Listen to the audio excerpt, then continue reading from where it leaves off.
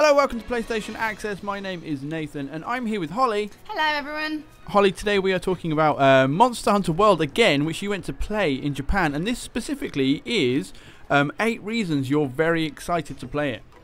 Yeah, now, if you're a super hardcore Monster Hunter fan, I mean, you're probably already excited for it, and I'm not going to be the one to convince you. But I know there's more people like me, Nathan, who need convincing why they should be excited. This is point number 1. This is character customization. Alright, this is my jam, Nath. Like, you have no idea how much I love character customization. So any game that lets me have decent, not Lego-looking hair, I mean, straight away, that's a win. Now, if you've been playing the beta, you sort of had, it's been more streamlined, so it's sort of like been presets, but what you're seeing now is just a touch of how awesome the character customization is. I mean, it's, I live for this. So this is you making you, presumably? Well, yeah, this is me. This was me in Japan. This is the character I played. I played about 8 or 9 hours worth of Monster Hunter in Japan. I thought you were going to say just trying to make your character.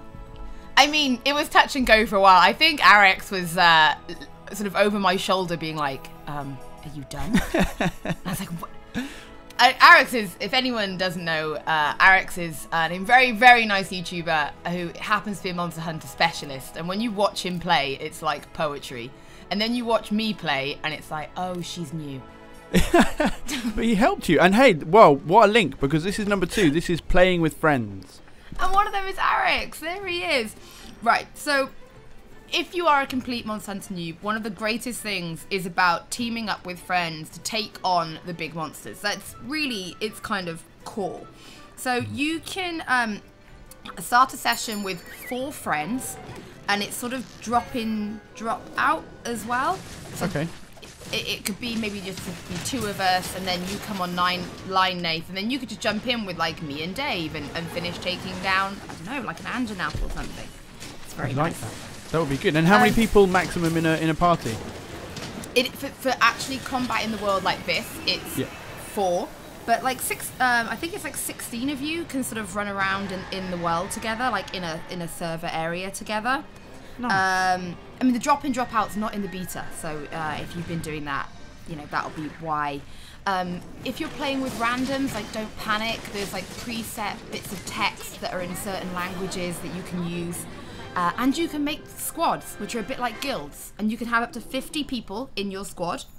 And you can join up to 8 of them, which I thought was really cool. Nice. And they're kind of all customizable. So you can have like a customizable name and little symbol. So everyone will sort of be able to look at your cards and sort of see where your allegiances are.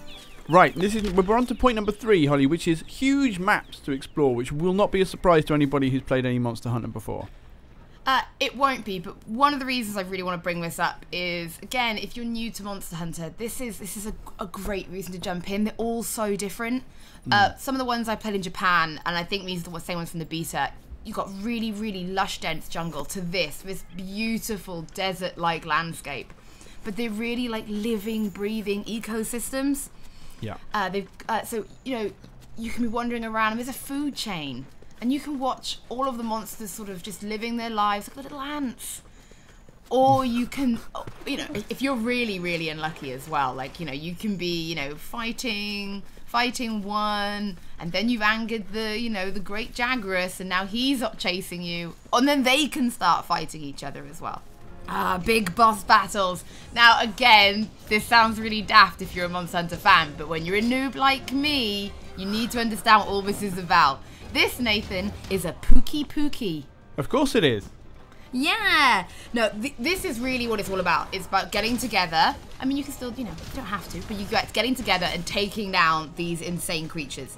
So, like, a Pookie feeds on different types of nuts, which means the poison that it spits out is different. Okay. Yeah, and like, there's different parts of it that can be wounded. And when they're sort of almost down, because it used to be in the old Monster Hunters that it didn't have DPS numbers come up, so you didn't even know how much damage you were doing, which you can turn off, by the way, if you want to play old school. But they like limp away, so you're like, oh, it's almost down, let's get it, boys. So you can see it spitting poison now. Ugh. And I guess explain to us about, because this is a really cool mechanic, just about, I mean, the scale of these battles is incredible, but how do you kind of pick out which monsters you want to go and fight, and then how do you find them in the world? So when you are at base camp, you can actually pick them as objectives.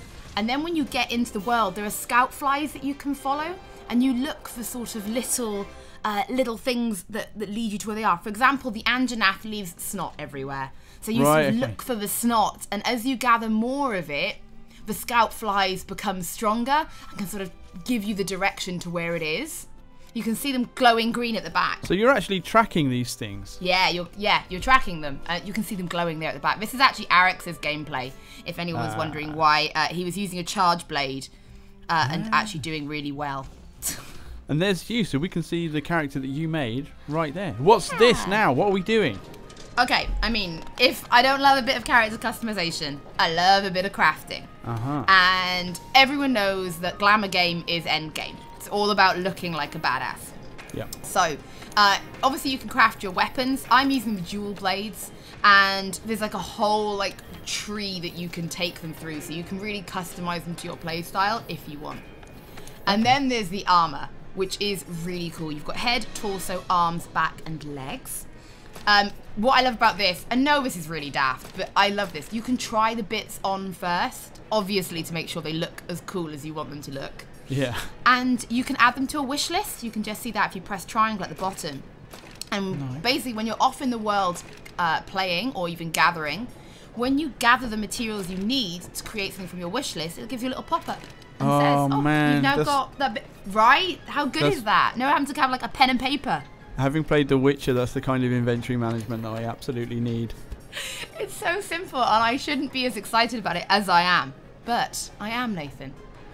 Because I'm a simple creature. It pleases me.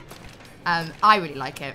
So, it looks like you can craft it. I guess it's just weapons and armor is the main stuff that you're crafting. And then, do you find blueprints? How does that kind of work?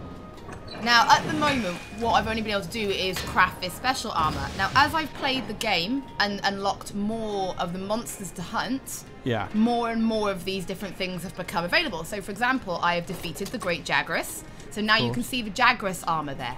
And I defeated the Kulu, and then the Kulu armor unlocked. Because obviously you need to be able to get certain bits from it. So I will admit I've only played sort of the first eight hours, so from the beginning. So now we're looking at a similar screen, but this is about, I guess it kind of ties into crafting. This is cool weapons to master. Right, are you ready? There are great swords, long swords, dual swords, swords and shields, hunting horn, switch axe, charge blade, insect glaive, lance, gun lance, and these are just the melee ones. Now you've got a light bowgun, heavy bowgun, and bow, plus then your grappling hook and your mantles, which are like things you can wear that grant you, for example, they might help you when you're in the water so that you don't get slowed down. And all of that creates sort of your loadout. Man. Okay, and I guess not just for kind of show or even just to be fun, this stuff has real practical kind of considerations when you get into, I think that what I'd like to tie it together with is like when you were talking about the big boss battles and the different parts of the creature you can attack and how the kind of even the elemental attacks that they're firing off can be randomized. Taking down a big monster is quite a tactical affair, especially when there's 4 of you, and then you can kind of customize your loadouts to not only your team but whatever you're facing. Yeah, you don't pick a weapon at the beginning of a game and then that's the class you play as forever. So if you want to master them all and collect all the weapons, that's fine. You can switch out before you go into battle. Yeah. But for example, the hunting horn. Now this is considered quite a difficult weapon to master, and the game does tell you, it gives you an idea. Now I'm using dual swords because they're sort of a beginner weapon. Yeah. A hunting horn, for example, allows you to buff your team. So it's considered more of a hardcore weapon, but very important. What has just come onto our screen? Nathan, these are palicos. Is that all we have to say here? Now, I'm actually making... They're basically like little sidekicks. Now, they're also fully customizable. Look, here I am making my little palico. I think I called him Delson. I saw him running around. Yeah, you did. They're a staple to the Monster Hunter series. So if you're new like me, you still might have seen like Palico plushies and stuff around when people talk about Monster Hunter. But you can give them armor and weapons. You can see here I'm giving him the little stuff from the Kulu, which is very cute. They can the moustache. Nathan, I know. Don't even. I've lived I'm this gripping life. the table. What's happening? I've lived this life. They can help you in battle, so they can find like vigor flies, which can help heal you when you're in tricky situations. When he's running around the world with you, like if you go into deep water, like he'll have a little paddle boat appear, so that he can paddle next to you. They play a huge role in the game, including they're like things like chefs, so that's how you can get your buffs as well. Basically, they're awesome, Nathan. And if this doesn't convince you to play Monster Hunter, I'm almost out, Nathan. The game comes with a cat. That is extraordinary. Well, yeah. I don't know why I called it Delson. I just thought Access fans would find that funny, but you know. Hey, well, you know, you could almost customize him to look like a little badger. Cool. Now, one final thing before we go is that there is an offline mode. I know I really wax lyrical about playing online and playing with friends, but if you don't want to, the producer did do an interview with a Game Informer, and he said everything you can do in the game, you can do by yourself.